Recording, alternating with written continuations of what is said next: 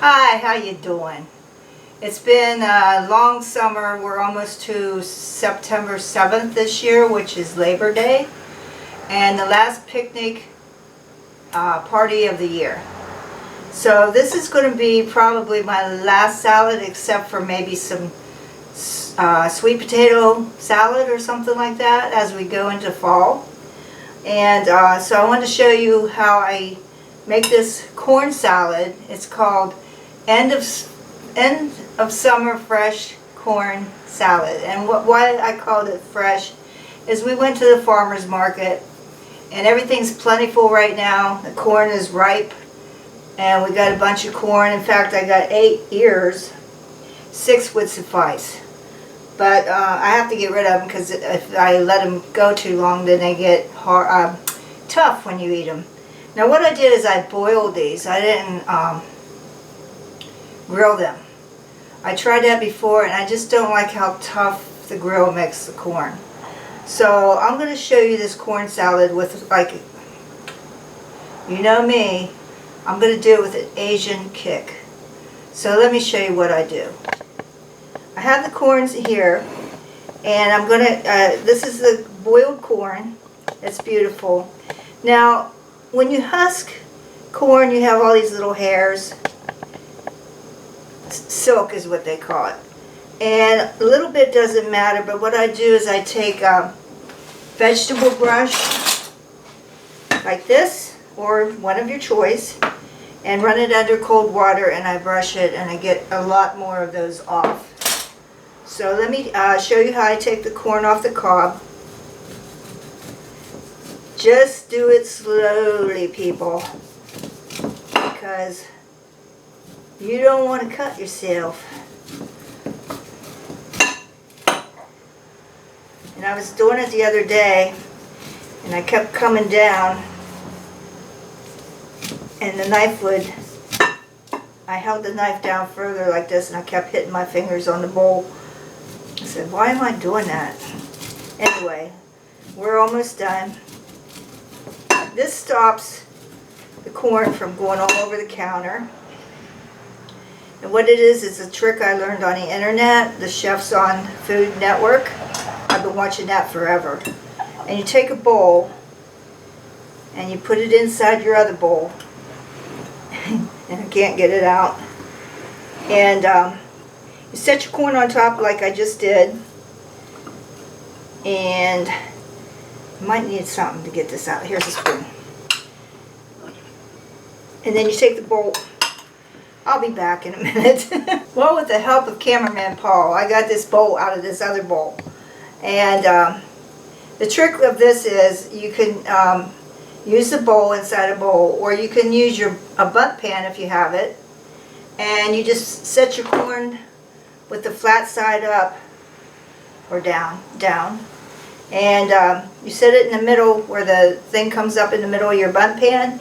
And it does the same thing, it catches your corn. Otherwise, I think Emerald used to put a towel on the counter and it would stop the corn from rolling around, but I find this the most effective way.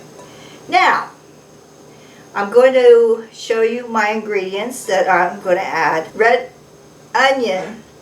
And the reason I'm using red is because you're taking it to a picnic, it needs to be colorful. Now I know a lot of people don't like raw onion, so leave it out. I mean, it's not written down in science.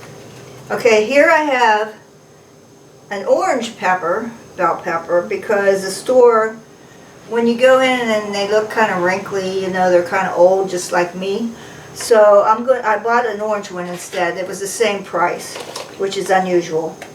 Now I didn't add all the onions because that's a large onion. Let me show you. This is half of the onion, and that's huge. And they didn't have any smaller ones, so that's what I grabbed. And next we have cucumber. And again, I use the English cucumber that comes wrapped up in cellophane. And this was also a large cucumber, so I cut it in half, and I'm only going to use half of it. But you can leave the skin on, because it's not in the grocery store where they put the wax all over everything to make it shiny. This has no wax on it. The skin you can eat, and there's hardly any seeds in it. And then next I have some little cherry tomatoes, and I'm going to put those in. I cut them in half, which doesn't take long. Everybody thinks prep takes long, but I'll tell you what, if you have everything cut ahead of time, then you don't have to cut it while you're waiting to make the salad.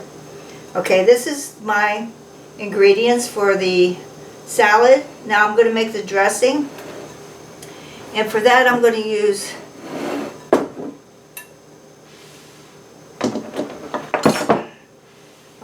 this. This is a 4-cup measuring cup, which comes in really handy. I have a cup, measuring cup, I have a 2-cup. This is a 4-cup, and I actually have a 6-cup. Now the 6-cup comes in handy with batters and stuff if you're making cakes.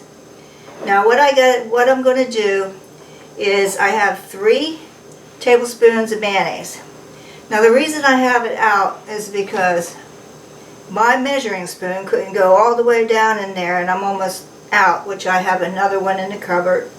Never fear, I'm always prepared. And this is 3 tablespoons of mayonnaise. This is what makes it creamy. Now a lot of people add sour cream, and of course you know me, I'm dairy free, so I can't have sour cream, but I don't think it makes a difference. And then I'm going to put, that's good. I'm going to put a little bit of garlic. And the reason I bought the squeezed garlic is because I don't have to chop it. And this is very minced. And I'm going to eyeball it to make maybe 2 cloves of garlic. The next thing I have is also a tube of ginger.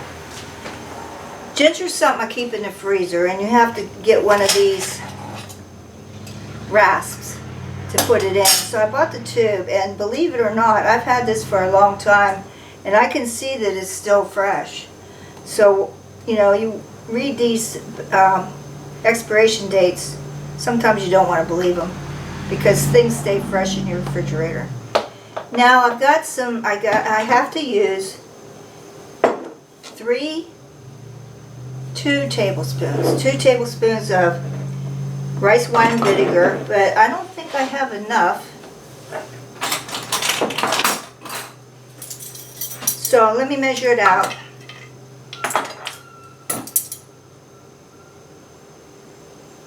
1. Wow, I did have enough. If I didn't have enough, let's say I only had 1 tablespoon, I've got some red wine. Apple cider vinegar would work. I just would stay away from the balsamic. Then I have to make it Asian, I need to put in 1 tablespoon of soy sauce, and this is gluten-free, organic tamari gluten-free soy sauce. And so I need 1 tablespoon.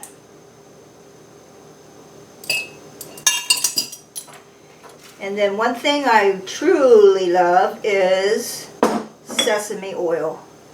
Now also I keep this in my refrigerator, it lasts a long time. You might want to take it out a little bit before you use it, so because it hardens up a little bit.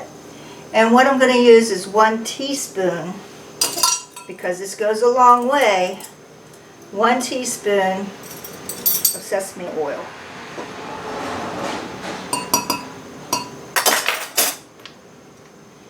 And as you know, ladies and gentlemen, I can't leave out, you know who, Dijon mustard. And I'm going to put 2 teaspoons of Dijon in here. And what this does is it helps emulsify the dressing. Now you could put 2 teaspoons of peanut butter in here if you want. I have not tried that, so I was afraid to do it today. And that makes it Asian also, because if you read a lot of peanut sauces that they do, that are delicious, then you understand what I mean. Hot sauce. You all have your preference on your hot sauce. You got Frank's. We like Tabasco because it's got a little bit of vinegar in it. And I can't do much of a kick.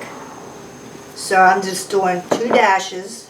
It's got a little hole on the top, and you just dash, dash. And then I'm going to use my handy dandy new piece of equipment called an immersion blender. And for a lot of things in an Instant Pot, soups and stuff that you have to blend up, this is the reason why I got it. Because you can go down in the Instant Pot and blend your soups without taking it out and putting it in a blender. That's dangerous. So I'm going to... Okay. Well, ingenuity. Got to screw it on.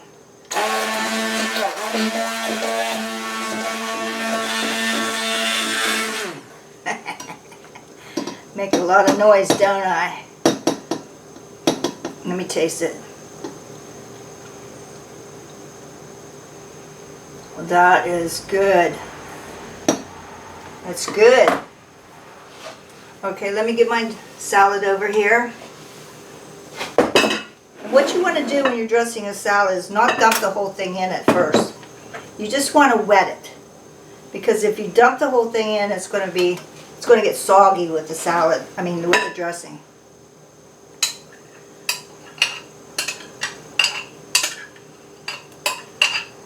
Cameraman Paul, you're really going to like this one.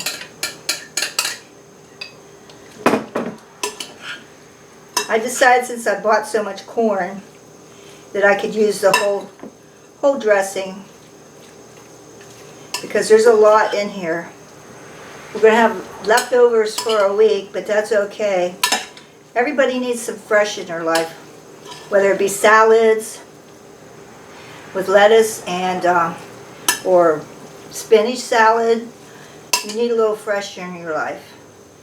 I think when the pandemic hit, we quit eating so many salads because, number one, the restaurants were closed down, and number two, the supermarkets were lax in getting their inventory because it wasn't their fault.